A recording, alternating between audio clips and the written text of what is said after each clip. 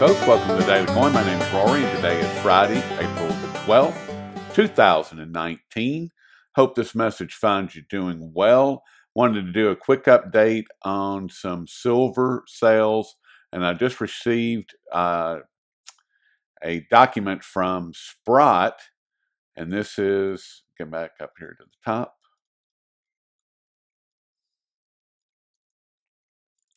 This is from it's the World Silver Survey that Sprott sent out, and this is for 2019. And what I wanted to go over is a couple of the line items in the supply and demand chart. Okay. First thing I want to point out is that according to this chart, it's done in millions of ounces. So all these numbers are in millions of ounces, as you can see right there highlighted in the upper left. Okay, the demand is here. This is the demand down in here. And then the supply, the mine production, scrap, hedging supply, which 2.8 million ounces for 2018, 1.9 positive ounces. So that's negative ounces. It's ridiculous. It's like they have a warehouse somewhere with an IOU in it that says IOU 2.8 million ounces. It doesn't even make sense. So I'm not even sure how they come up with something like that. But the total supply, the mine production, scrap, 1,004.3 million ounces, or 1,004,000,000 ounces. And in 2018, 181.2 million ounces of coins and bars were sold. Okay, that's what the demand was. Let's look at this real quick. And this is 2018, calendar year 2018, right here. For silver, the total was 15.7 million ounces. Do this real quick. Sorry about that. Won't let me. I'm going to say that it's roughly the same. This is 2017, the America the Beautiful. It's 150,000 ounces times 5. 600,000, 750,000 ounces. So 750,000 ounces added back into the 15.7. So call it 16.4. 16, we'll just call it 16.5, rounded up. 16.5 million ounces. 181, so only about 10%, less than 10% of the overall coins and bar demand was for American Eagles. That means Perth Mint, Canadian Royal Mint, the Royal Mint out of the UK, plus the other smaller private mints around the world, the other sovereign mints around the world or national mints must have picked up the rest. That means that there was massive demand for the private bars and rounds, things like what Chris Twain does over at Silver Shield. Has to be 181 million ounces and only 16.5 million for the American Silver Eagles and the America the Beautiful. That's not very much. Silverware demand 61.1 million ounces. That's okay. That's up about 4 million ounces. But look at the difference in the coins and bars. 31 million ounces up. Industrial down slightly, about 7 million ounces.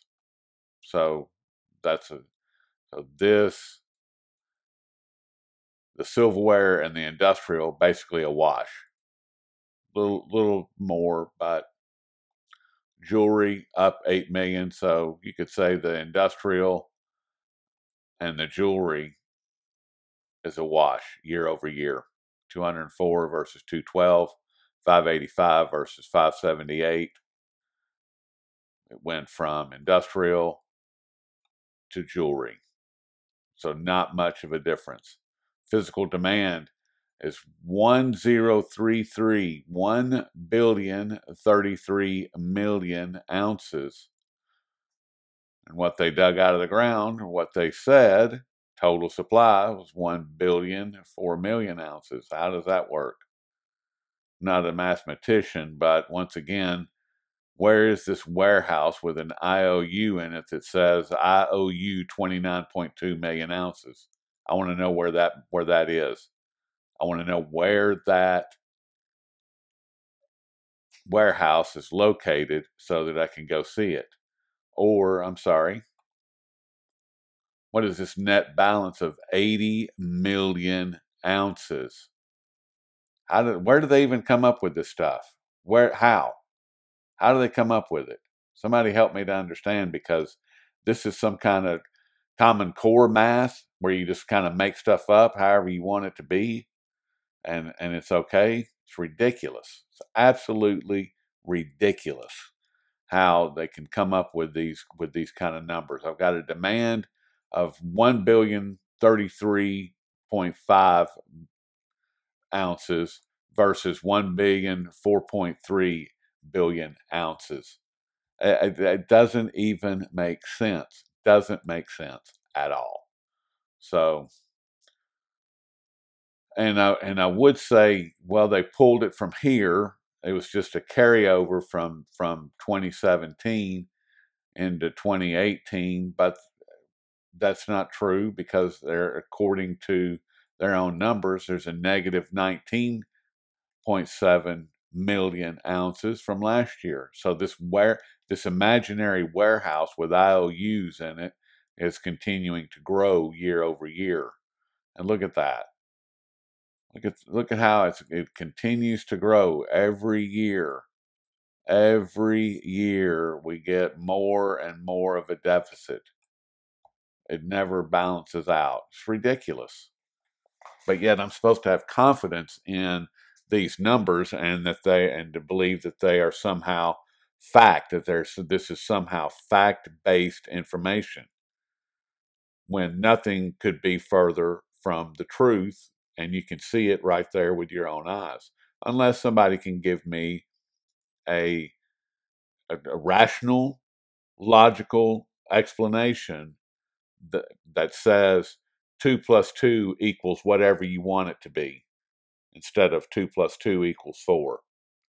I mean, anyway, but that's what I wanted to go over with you real quick, was just to bring this to your attention. Well, and there's one other thing that I wanted to look at also, and that's in 2009, the coins and bars, 79.8 or 79.6 million. If we go back and look at 2009 American Eagle sales, in 2009 American Silver Eagles totaled 28.76 million ounces. That's 3/4, or I'm sorry, it's 25 or 1/3 of the total coins and bars demand. 2009. 2018, last year, it was less than 10%. And that included the America the Beautiful coins as well. So that shows a massive difference in what people are looking for, and what you and I stackers are looking for. I haven't. I'll buy one or two Eagles each year just to have that year's date, because that's the only thing you're getting is a new date. But so I stopped you know getting any tubes or anything like that. I stopped doing that a long time ago. But so I only get like one or two coins each year. But the America the Beautiful, I love those coins. I think they're awesome. I think they're a great collector's piece. They're wonderful in my opinion. I think that their premiums are going to go up. We're getting closer to 2022, which is when that program will end. And as we get closer to that year, the back years going back to 2010 when the program started, those premiums are going to start going up. In my opinion, it's not financial advice. I'm not telling you what to do with your money or saying that those coins are going to be collector's items or anything like that. I'm saying what it looks like, what it appears to be, because some of those numbers, as you can see right here, this is America the Beautiful coins from 2017. And you've got 35,000 coins, 20,000 coins, 20,000 coins, 40,000, 35,000. I mean, this and the Ellis Island, those are awesome. I mean, what's the demand going to be on those? This is where all of the migrants came through. This is where a lot of your ancestors, all of my ancestors came through Ellis Island. And like I said, probably a lot of you guys out there listening, probably a lot of your family came through as well. All of these coins with these unbelievably low mintages. I mean, they have a cap on the number at 120,000. So each one of those they'll do up to 120,000. And as you can see, in 2017, they didn't even come close to that, nowhere near that number. And if we look at 2018, which was last year, can see the same thing. Now the Block Island National, 80,000. That's pretty good. Cumberland Island, 52,000. It's not too bad. But the other three in this pictured rock, oh my goodness, that coin is it is stunning to look at. And only 30,000 coins. So anyway, you can see a very significant difference here. Roughly 33% of all coins and bars accounted for in 2009 were American Silver Eagles. And now, last year, less than 10%. It's a very significant change. People are sick of the American Silver Eagles. So, but anyway, I just wanted to touch base with you. I'll leave that. There's this is for what it's worth. This piece of information is what the industry goes by.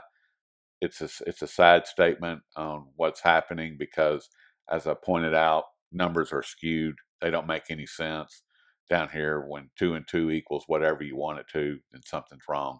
But hope you guys have a great weekend. Thanks for tuning in, and I look forward to speaking with you in the not too distant future.